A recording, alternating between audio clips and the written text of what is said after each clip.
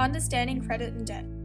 Credit cards are basically a convenient way to pay for goods and services. They make up a global payment network used by the majority of adults today. Credit cards can be used to make purchases in person, over the phone, and online. Also, credit card owners are able to make cash advances, meaning to take cash out using an automated teller machine or ATM. When you use a credit card, you aren't actually spending your money, but taking out a loan from the bank, for which you not only have to pay the initial cost, but also interest. This interest is charged on balance which hasn't been paid in full after the interest-free period, which is usually around 55 days. At the end of each month, you are required to make a minimum payment of either a percentage of the amount owing, around 2 to 2.5%, or a specific amount of money, for example $10, whichever is greater. You also have to pay any unpaid past due amounts and anything exceeding the credit limit, an amount of money set when you get the credit card which you cannot spend more than. While credit cards can seem like a great idea, it's very easy to get into trouble. Credit is a loan, a debt which needs to be repaid, and because you're not actually spending your own money, it's easy and very tempting to buy more than you can afford. According to the Australian Securities and Investment Commission, or ASIC, Australians owe around $34 billion on their credit cards, which works out to around an average debt of $4,400 per card holder.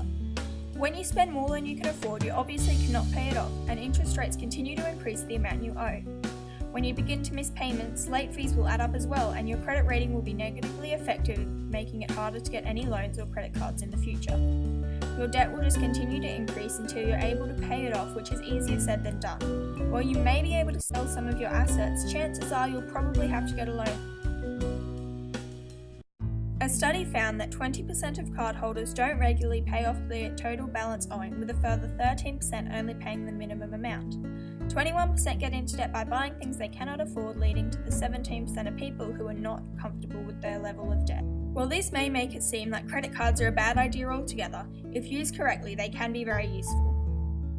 For starters, they are convenient, can be good for emergencies, and your credit card statements can help you keep track of expenses. Also, if you make timely payments on your debt, they will help you establish a good credit history, and some banks will even give you rewards.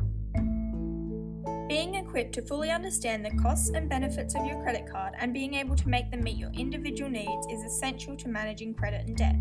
It is important to get the right credit card initially, considering things such as interest rates, fees, credit card limits, and interest-free periods to ensure you get the right one for your needs. For example, if you know you're going to be able to pay everything off within the interest-free period, it won't matter if it has a higher interest rate if it means you get other benefits such as cheaper fees. For this reason, it's essential to shop around comparing credit cards from lots of different banks before choosing one. While the details of the actual card have an effect in the long run, how you manage your finances is far more important to keeping on top of debt.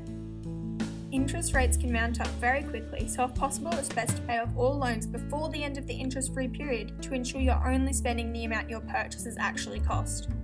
While making sure you don't spend more than you can afford can be difficult at times, it's much easier to manage if you have a budget, as by setting out how much you can spend each fortnight on certain expenses, you can ensure you don't get into debt. On top of this, you can set up an automatic system in which money from a savings account is automatically transferred to pay off your debt at the end of a specified time frame. There are various warning signs of too much debt, including not having any savings, only being able to make minimum payments on cards, spending more money while you're still paying off old loans, having a credit card over the credit limit, making late payments on credit cards, or being unsure of your actual total debt. If you do get into trouble, there are some things you can do to get out of it.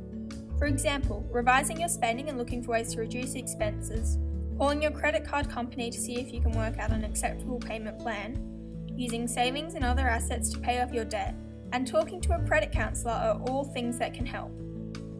If you know you're not going to be able to manage your finances correctly, it is much better to get a debit or ATM card which is linked directly to a checking or savings account. This means that instead of taking out a loan, money is deducted directly from your account so you can't spend more than you can afford. Also, no interest is charged on debit or ATM cards as you're using your own money rather than borrowing from the bank. They are good for people aged 16 to 18 who are too young to get a credit card or those who give in to temptation easily. However, by properly understanding credit cards and how to manage them, you're able to use them sensibly so you're able to get the benefits without getting yourself into trouble.